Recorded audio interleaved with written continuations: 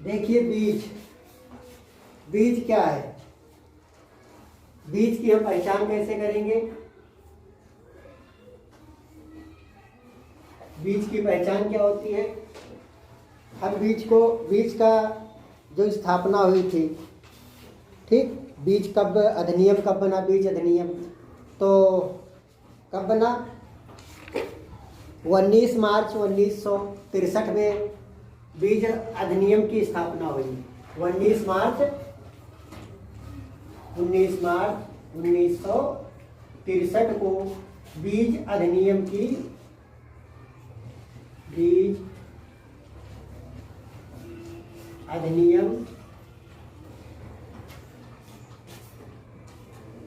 स्थापना।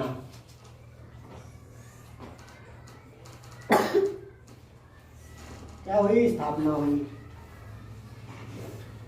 उसके बाद स्थापना हो गई, लेकिन चालू कब हुआ बीज को छानना? बीज के तो छानना कब हुआ बीज के? मान लिया बड़े दाने, पहले तो हम अधिनियम बना, उसके बाद बीज का कैसे, बीज मान लिया नॉर्मल रूप से किसान बोते थे तो ज़्यादा विकसित नहीं था। उसके बाद क्या हुआ? उसको छान करके बड़े बड़े बीजों को बोया गया। तो छानने की अधिनियम जो बना तो 1966 में बना। 1966 में बीज छानने की, बीज छानना, ठीक,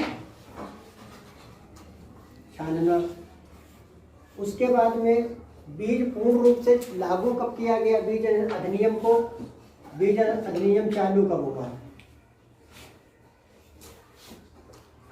चालू कब हुआ? 1969 में पूर्ण रूप से चालू हुआ, ठीक। अब बीज अधिनियम जब चालू हुआ तो बीज के प्रकार, बीज कितने प्रकार के होते हैं? बीज उन्नति कितने प्रकार के? जैसे साधारण बीज जानते हैं, कृषक द्वारा जब बनाया जाता है उसको छान करके और अपने खेतों में बो दिया जाता है, उसे क्या कहते हैं? साधारण बीज। साधारण बीज दो प्रकार के बीज हो गए, एक हो गया साधारण बीज। क्या हो गया? साधारण बीज। दूसरा हो गया उन्नतशील बीज। उन्नतशील बीज। साधारण बीज किसके द्वारा बनाए जाते हैं? किसानों के द्वारा। और ये क्या होते हैं? कुछ संस्थान होते हैं जैसे विश्वविद्यालय के द्वारा बनाए जाते हैं, वैज्ञानिक विधि द्वारा तैयार किए जाते हैं तथा इनको पैदावार के अच्छी पैदावार हो, अधिक से अधिक, ठीक। अब आधुनिक जो वैज्ञानिकों द्वारा तैयार किए जाते हैं,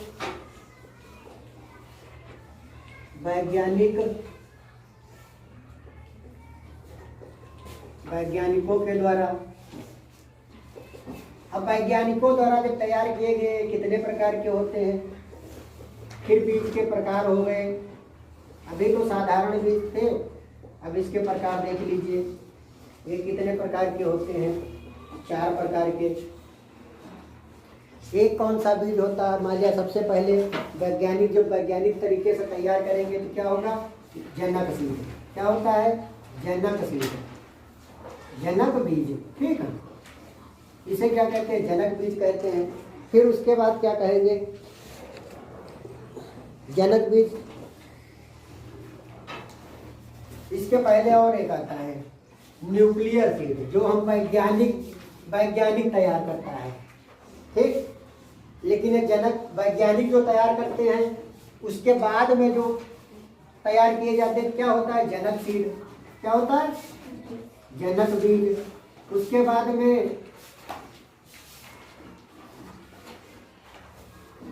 आधार बीज।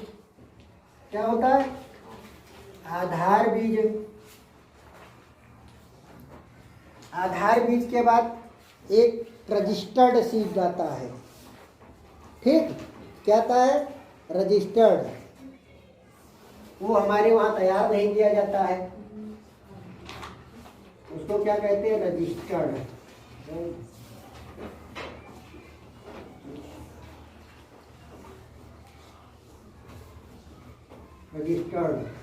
रजिस्टर्ड बीज।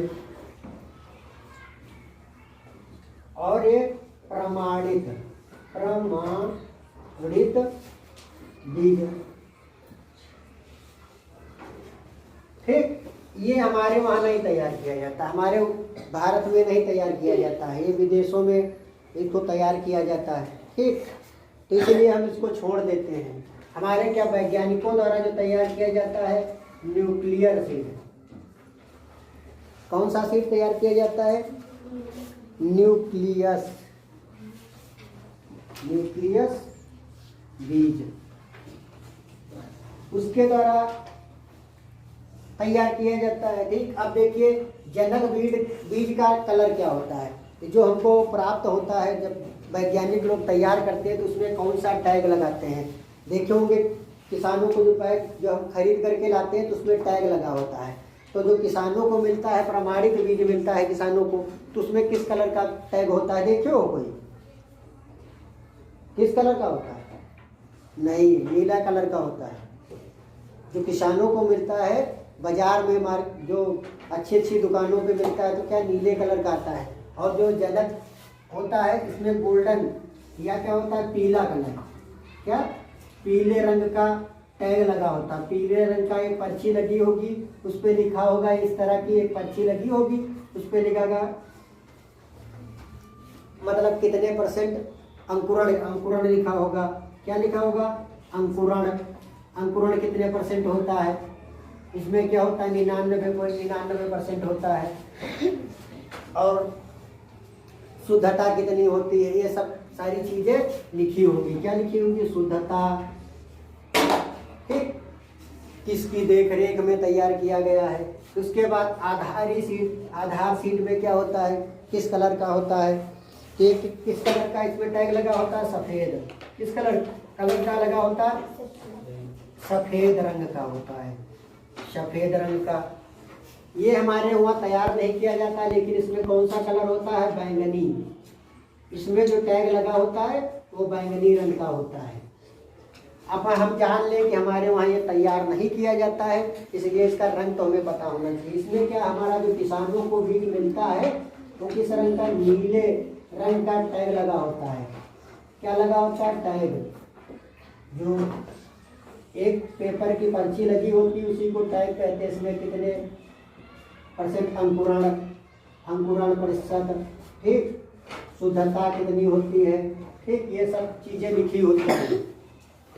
तो हमारे जान गए कि बीज अधिनियम की स्थापना हुई थी 19 मार्च 1963 को। उसके बाद बीज छनन, जब बीज हमारा हरित क्रांति चली थी, ठीक है। हरित क्रांति के जनक कौन थे जानते हो? हरित क्रांति के जनक डॉक्टर MS स्वामीनाथन थे। भारत के हरित क्रांति के जनक थे डॉक्टर MS स्वामीनाथन। भारत के हरित क्रांति के जनक माने पिता कहे जाते हैं। जनक पिता का डॉक्टर MS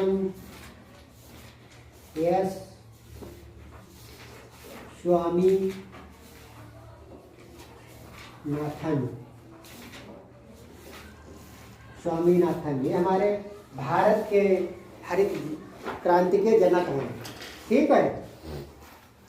अब इन्होंने जब चलाया था तो उस समय अधिनियम बन गया था, लेकिन पूर्ण रूप से लागू नहीं हुआ था। तो ये बीज को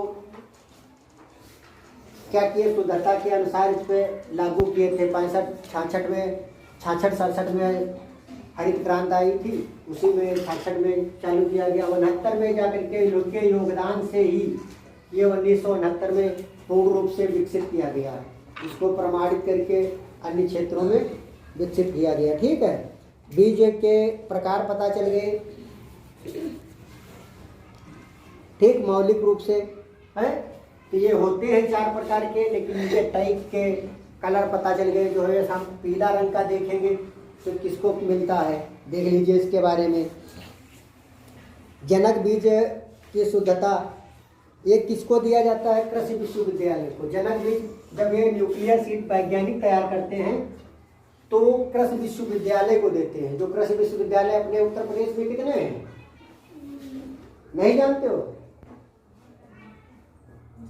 जो राज्य के हैं तो मुख्य रूप से जैसे आपके कानपुर में है चंद्रशेखर आजाद कृषि विश्वविद्यालय है, नरेंद्र देव कृषि विश्वविद्यालय फैजाबाद कानपुर में हो गया, मेरठ में है आपके, समझ गए, एक बांदा में है, केंद्रीय विश्वविद्यालय भी हैं, जैसे झांसी में है केंद्रीय विश्वविद्यालय। इस तरह हमारे कृषि के बहुत विद्यालय हैं, ठीक, उनको दिया जाता है उनकी देखभाल में। फिर आधारी सीट किसको दिया जाता है? कुछ अब आधारी सीट इनके दिया गया कुछ निगमों द्वारा, जो कृषि अधिनियम के जो निगम हैं, बीज निगम हैं, उनको दिया जाता है आधारी बीज।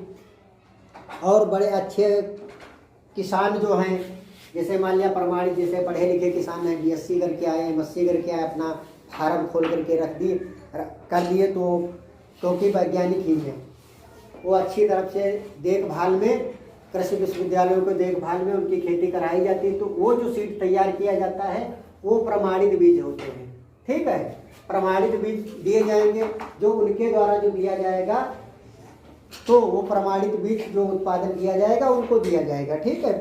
अब समझ में आ गया बीज कितने प्रकार के होते हैं? बीज 4 प्रकार के होते हैं। पहली बात तो बीज हमारे 2 प्रकार के होते हैं साधारण रूप से, और उन्नत, एक ये हो गया, एक वो हो गया।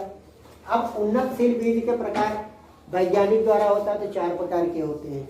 फर्स्ट नंबर पे जो वैज्ञानिक तैयार करते हैं उसे न्यूक्लियस सीड कहते हैं। उसके बाद जो विश्वविद्यालय को दिए जाते हैं, बीज निगम को दिए जाते हैं उसके, और अच्छे किसानों को दिए जाते हैं। जो अच्छे किसान हैं, अच्छे किसान मतलब पढ़े लिखे किसान, वो अच्छी देख रेख में हर प्रकार की दूरी, डिस्टेंस, पृथक दूरी अपनाते हैं, उन किसानों को दिए जाते हैं। उसके बाद में जो तैयार बीज होता है तो किसानों को दिया जाता है, जैसे बाजार में मिलता है। उसमें क्या होता है, नीले कलर का टैग लगा होता है, ठीक है। ये हो गए। अब उसकी पहचान क्या होगी? प्रमाणित बीज समझ गए, और उसके आधार बीज भी समझ गए कौन किस कलर का होता है। अब देखिए, उन्नतशील बीजों का उत्पादन क्षमता क्या होती? ज़्यादा होती है, अधिक होगी, और अंकुरण का 100% होता है, 99.95 होता है, ठीक। और बीज पूर्ण रूप से पक्के और चमकीले होंगे, और उनमें रोग रोधक क्षमता विकसित होगी, जो कम लगेंगे रोग। बीज शोधित होंगे, और उसमें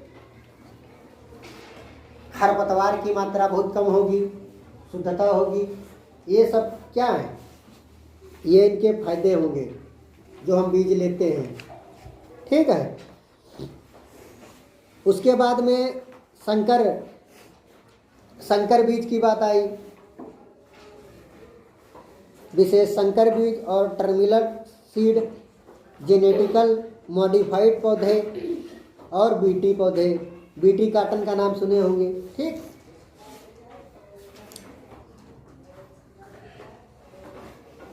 बीटी काटन का नाम सुने होंगे, ठीक। शंकर सीड क्या होते हैं? जैसे हाइब्रिड धान आए हैं धान, वो शंकर हाइब्रिड धान हो गए। टर्मिनल सीड आनुवांशिक गुणों के वैज्ञानिक द्वारा परिवर्तन करके, जैसे उनके क्या होते हैं, उनके वैज्ञानिक रूप से परिवर्तन करते हैं। जैसे ही टहनी को, इनके बीज को कलेक्ट करके उनके कलर, लंबाई, ऊंचाई, बौने प्रजाति के पौधे उत्पन्न करते हैं। ये क्या है? टर्मिनल सीड, ठीक है। तो बीज की क्लास इतनी ही, अगले दिन फिर बताई जाएगी आगे का पार्ट। धन्यवाद। वीडियो को लाइक करिए, शेयर करिए।